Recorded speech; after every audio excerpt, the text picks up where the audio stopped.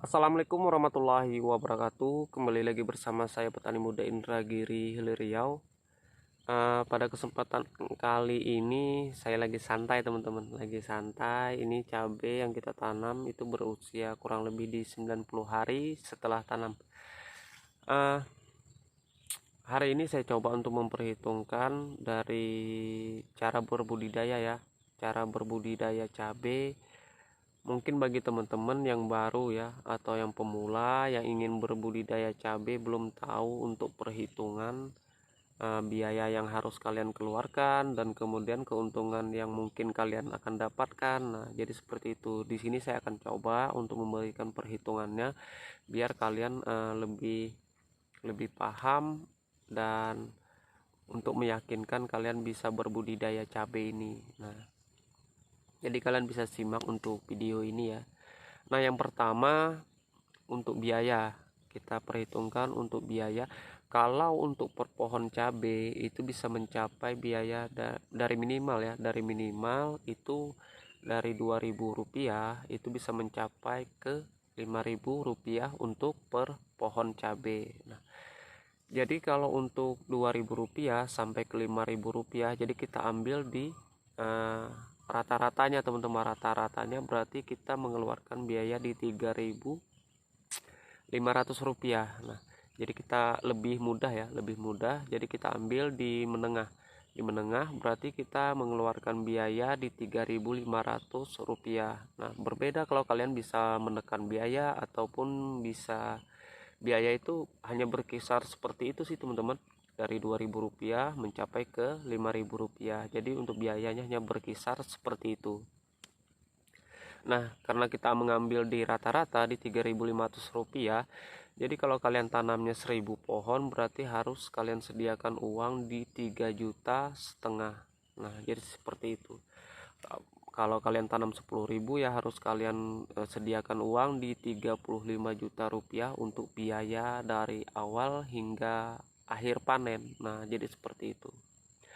Dan kemudian kalau kalian sudah mengetahui dari biaya untuk per pohon cabai itu, kita akan perhitungkan lagi untuk hasil yang akan kita dapatkan di dalam satu pohon cabai. Nah, di sini teman-teman juga harus tahu ya, di dalam satu pohon cabai ini khusus dari pengalaman pribadi saya yang pernah saya jalani selama ini menjadi seorang petani. Untuk hasil dalam per pohon cabai itu bisa menghasilkan di 5 on ya, 5 on sampai di 8, hampir di 9 on lah untuk per pohon itu saya pernah pernah jadi antara dari 5 on untuk per pohon sampai ke 9 on berarti kita juga harus mengambil di tengah-tengahnya. Nah, berarti 5 ke 9 berarti 7. Nah, 7 on. Jadi kita untuk biar mudah nih teman-teman, biar mudah. Karena tadi kan kita mengambil untuk biaya perawatan di menengah. Terus jadi kita untuk mengambil hasilnya juga kita mengambil yang di menengah. Berarti yang kita mengambil yang di menengah berarti kita mendapatkan di 7 on per pohon. Nah, kemudian kalau untuk kita tanam 1.000 pohon berarti kita mendapatkan di 700 kg.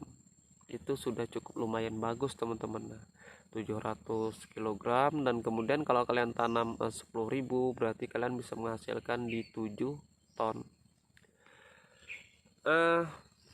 Di sini setelah selesai itu tadi ya kita mengalihkan tentang masalah harga. Nah, kalau untuk masalah harga ini teman-teman jangan kalikan harga menengah ataupun di atas. Itu kalau perkiraan seperti itu nanti teman-teman banyak harapan jadinya di situ ya.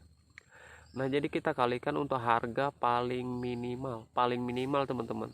Jadi paling rendah kita kalikan untuk harga paling rendahnya ya. Nah, kalau di Inhil itu harga paling rendahnya bisa mencapai di Rp10.000 teman-teman untuk per kilogramnya.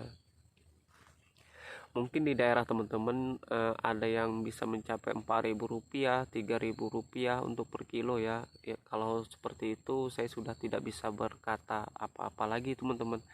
Nah, yang saya perhitungkan ini di inhil ya teman-teman, tolong digarisbawahi di inhil. Kalau di inhil itu harga paling minimal itu dia Rp10.000 untuk per kilogramnya. Nah, tadi kan kita mendapatkan di 7 on ya, di 7 on untuk per pohon. Berarti kalau kita mendapatkan 7 on per pohon, berarti kita mendapatkan di Rp7.000 untuk per pohon. Sementara biaya yang kita keluarkan di 3.500, berarti kita masih mendapatkan keuntungan 3.500 per pohon. Nah, jadi kalau kalian tanam Rp1.000, sorry teman-teman, 1.000 pohon, berarti kita mendapatkan di 3,5 juta. Itu untuk perkiraan, itu masih dalam untuk perkiraan teman-teman, masih dalam untuk perhitungan ya.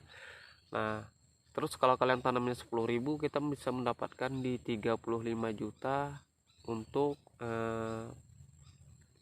tanaman 10.000 ya. Untuk tanaman 10.000 berarti kita bisa mendapatkan 35 juta. Nah, namun kalau untuk perhitungan itu memang, kalau untuk perhitungan ya, ini hanya untuk bahan sedikit, untuk bahan perbandingan untuk bagi kalian para pemula. Tapi kalau untuk bagi senior, dia lebih pandai untuk menghitung daripada perhitungan ini ya. Nah, jadi sangat simpel sih teman-teman. Kalau seandainya harganya kurang daripada 10.000 itu kan ya saya nggak bisa apa-apa lagi sih teman-teman. Kalau harganya di bawah dari 10.000 itu bisa, kemungkinan bisa kita gagal ataupun tekor ya, bisa tekor ataupun bisa 50-50 lah. Jadi seperti itu. Nah, berbeda kalau kita mendapatkan waktu panennya itu bisa mendapatkan harga di Rp30.000, seumpamanya seperti itu kan per kilonya. Terus kita bisa mendapatkan di 40.000 ataupun di 20.000. Nah, jadi keuntungannya kalian bisa kalikan sendiri kalau untuk keuntungan lebihnya. Jadi perhitungan seperti itu teman-teman. Nah, mungkin ini juga banyak juga sih bagi teman-teman yang masih bingung ya, kalau cabai itu murah kok masih banyak yang tanam. Nah, jadi seperti itu, seperti ini teman-teman. Jadi banyak yang tanam, masih banyak yang tanam, masih banyak berani yang tanam. Saya punya teman satu, ini mungkin bisa jadi motivasi lah bagi kalian yang mungkin ingin jadi petani tapi kalian masih banyak mempunyai modal ya. Nah, kalau kita masih banyak mempunyai modal yang banyak ya, nah kita tidak perlu teman-teman, tidak perlu kita mendapatkan di Rp3.500 untuk per pohon ya, ataupun di Rp4.000 per pohon. Kita tidak perlu ya, tidak perlu seperti itu. Kita hanya mendapatkan Rp1.000 saja teman-teman, Rp1.000 saja per pohon. Tapi kita kalkulasi untuk tanaman, kita bisa usahakan 10 hektar.